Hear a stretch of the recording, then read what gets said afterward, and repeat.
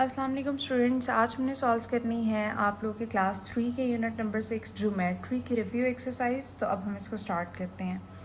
First है आपके पास question, choose the correct options and fill in the blanks. कह रहा है नीचे आपके पास MCQs हैं, आपने करेक्ट ऑप्शंस को मार्क करना है। नंबर 1 है आपके पास, number of sides in a quadrilateral are. Quadrilateral कहते हैं आपकी उन शेप्स को जिनके 4 कोने होते हैं। इसमें आपका जो है वो स्क्वायर आ जाता है और आपका रेक्टेंगल आ जाता है, ठीक है। तो ये क्वाड्रिलेटरल शेप्स हैं, तो इसका आंसर जो है वो 4 है। 1 2 3 4 4 कोनों वाली शेप्स जो होती हैं। उसके बाद in a cube number of edges are. आपने अभी जो पिछली एक्सरसाइज सॉल्व की है, जो रिव्यू से पिछली सॉल्व की है आपने एक्सरसाइज नंबर 4, तो उसमें हमने यही सारा कुछ पढ़ा है, क्यूब के बारे में, क्यूबॉइड के बारे में और पिरामिड के बारे में। तो अगर तो ये आपको नहीं समझ आ रहा कि मैं किस तरह से मार्क कर रही हूँ, तो आपने पहले वो वाली एक्सरसाइज देख लेनी है, क्योंकि उसमें हम इन 3D शेप्स को बड़ा डिटेल में सॉल्व करके आए हैं। तो क्यूब की जो आपके पास जो हैं वो एजेस हैं वो 12 होते हैं। उसके बाद है a triangle has vertices. Vertex किसको कहते हैं? ये मैंने ट्रायंगल बना दिया कोनों को, ठीक है। तो ट्रायंगल तो एक सिंपल सी शेप है, इसके 3 कोने होते हैं, इसका मतलब है इसके 3 वर्टिसेस हैं। इसका जो सिंगुलर है वो वर्टेक्स होता है और जो प्लूरल है वो वर्टिसेस होता है, ठीक है। अगर हम वर्टेक्स की बात करेंगे, इसका एक वर्टेक्स है, ये 2 हैं और ये 3 है, और कंबाइन अगर हम इनको बोलें तो हम इनको वर्टिसेस बोलेंगे, तो ये 3 होते हैं।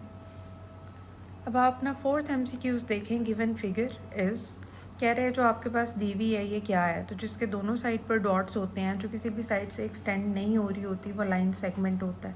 और जिसके दोनों साइड पर एरोज होते हैं, जो दोनों साइड से एक्सटेंड हो सके, वो लाइन होती है। तो यहाँ पर आपके MCQ सॉल्व हो गए हैं। अब हम इसका क्वेश्चन नंबर 2 सॉल्व करेंगे। अब हमने क्वेश्चन नंबर 2 सॉल्व करना है, जो कि है filling the blanks. Line of symmetry divides any shape into dash equal parts. Line of symmetry किसी भी शेप को जो है वो 2 इक्वल पार्ट्स में डिवाइड करती है। यहाँ पर आपने 2 लिख देना है। Line segment has dash and points. तो लाइन सेगमेंट के भी जो हैं वो 2 एंड पॉइंट्स होते हैं, यहाँ पर भी आपने 2 लिख देना है। उसके बाद a square shape has dash sides and dash vertices. तो एक स्क्वायर की 4 ही साइड्स होती हैं और 4 ही वर्टिसेस होते हैं, ठीक है।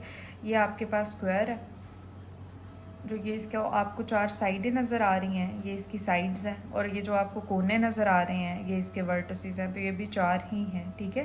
4 इसकी साइड्स हैं और 4 इसके वर्टिसेस हैं। The sum of all sides of any closed shape, कहता है किसी भी शेप की चारों साइड्स को अगर आप ऐड करें तो उसको हम क्या कहते हैं? तो वो उसका पेरीमीटर होता है।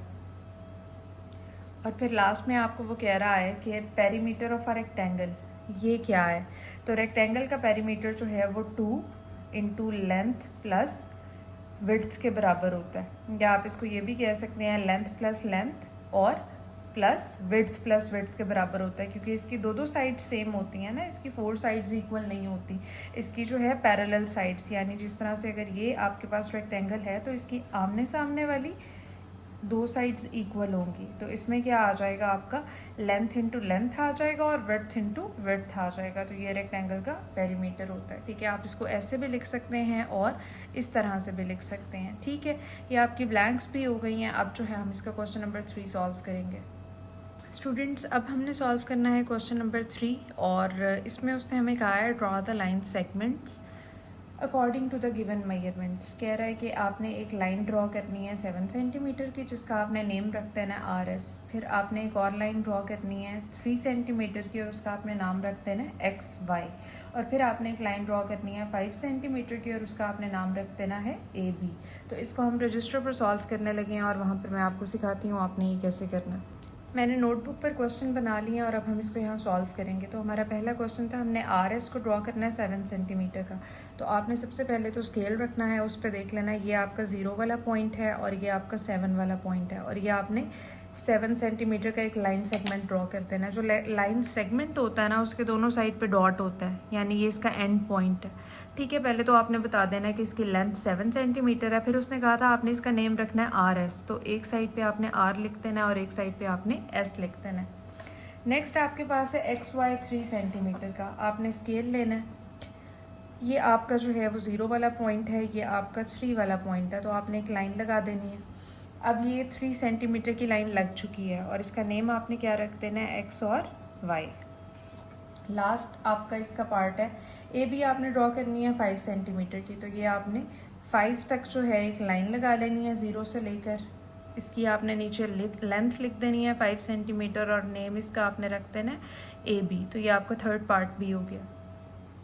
क्वेश्चन नंबर 4 है आपके पास, Ahmad walks a square shaped ground with length 249 metre, how much distance does he cover in 1 round. ठीक है, यहाँ पर हमारे पास जगह नहीं है तो मैं आपको अगले तीनों पार्ट्स जो है वो रजिस्टर पर सॉल्व करवाने लगी हूँ, आपने वहाँ से समझ लेने हैं।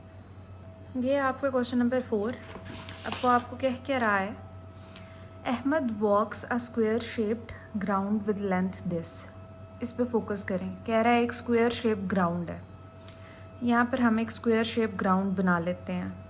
ठीक है, ये आपका स्क्वायर शेप ग्राउंड आ गया। अब वो कह रहा है इसकी लेंथ 249 है, ठीक, एक साइड की। How much distance does he covers in 1 round. अगर वो एक यहाँ से स्टार्ट कर रहा है, ठीक है, ये, और एक पूरा चक्कर लगा रहा है यहाँ तक, तो आपने बताना है उसने कितना डिस्टेंस कवर किया। तो उसने ये वाली साइड भी कवर की, ये वाली साइड भी कवर की, ये वाली साइड भी कवर की और ये वाली साइड भी कवर की। अब अगर एक साइड 249 है तो ये भी तो 249 है, उसके बाद ये भी 249 है और फिर ये भी 249 है। इसका मतलब है कि हम 249 को 4 टाइम्स ऐड करेंगे तो हमें पता लगेगा कि उसने कितना डिस्टेंस कवर किया। तो हम इसको यहाँ पे लिख लेते हैं 249 + 249 + 249 + 249। ठीक है, 4 टाइम्स क्योंकि 4 साइड्स थी। अब हम इसको सॉल्व करते हैं। 9 और 9 जो है वो होता है 18, 18 और 9 जो है वो होता है 27, और 27 और 9 जो है वो होता है 36। 6 आपका इधर आ जाना है, 3 आपका कैरी चला जाना है। अब इनको ऐड करते हैं। 4 + 4 होता है 8, 8 + 4 होता है 12, 12 + 4 होता है 16, और 16 में जब आप ये कैरी वाला 3 ऐड करोगे तो आपके पास आएगा 19। उसका 9 आपने नीचे लिख देना और 1 आपने ऊपर लिख देना है। अब इनको काउंट करते हैं। 2 + 2 होगा 4, 4 + 2 होगा 6, 6 + 2 होगा 8 और 8 + 1 होगा 9। तो आपके पास आंसर आ रहा है 996 मीटर। अब हम क्वेश्चन नंबर 5 भी रजिस्टर पर ही सॉल्व करेंगे। क्वेश्चन नंबर 5 है आपके पास, a classroom door is 210 centimetre long and 120 centimetre wide, find its perimeter. ये हम ज़रा ना दरवाज़ा बना लेते हैं। ठीक है, क्लासरूम का डोर है तो ये कुछ इस किस्म का होगा। ठीक है, अब वो कह रहा है कि अगर जो इसकी लेंथ है वो है 210, अब दरवाज़ा अगर इस साइड से 210 सेंटीमीटर का है तो इस साइड से भी तो 210 सेंटीमीटर का होगा, और अगर वाइड चौड़ाई इसकी जो है 120 सेंटीमीटर ऊपर से है तो नीचे से भी 120 सेंटीमीटर होगी। अब आपने इन चारों को ऐड कर देना और पेरीमीटर निकाल देना। 120 + 120 और फिर 210 और 210, ये चारों साइड्स आ गई। 0 में जब भी आप 0 ऐड करेंगे तो 0 आ जाएगा। अब सेकंड वाली लाइन को देखते हैं। 2 + 2 4 हो गया, 4 + 1 5 हो गया, 5 + 1 6 हो गया, 1 + 1 2 हो गया, 2 + 2 4 हो गया और 4 + 2 6 हो गया। तो 660 सेंटीमीटर जो है आपके पास आंसर आ रहा है इसका। ठीक है जी, ये आपके पास आंसर आ जाएगा। अब आपको कह रहा है ट्रायंगल का पेरीमीटर निकाल दें, और ट्रायंगल की एक साइड है 15 मीटर की, एक है 25 मीटर की और एक है 40 मीटर की। 15 मीटर, 25 मीटर और 40 मीटर, तो इनको भी प्लस कर लेना। 5 और 5 क्या होता है 10, 0 नीचे आ जाएगा, 1 कैरी चला जाएगा। 1 + 1 2 हो गया, 2 + 2 4 हो गया, 4 + 4 8 हो गया।